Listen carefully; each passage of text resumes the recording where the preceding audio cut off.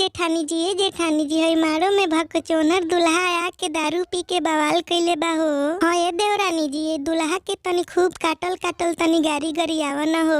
अरे माड़ावा में आइल भकचोनहरा रे चका चोनहरा दुल्हावा माड़ावा में आइल भकचोनहरा रे चका चोनहरा दुल्हावा। अरे टुकुर टुकुर ताको ताटे अखिया चियार के बड़ा मजा लेत बाटे लइकिन के निहार के देखाला में लागताटे अन्हारा रे चका चोनहरा दुल्हावा माड़ावा में आइल भका चोनहरा रे चका चोनहरा दुल्हावा।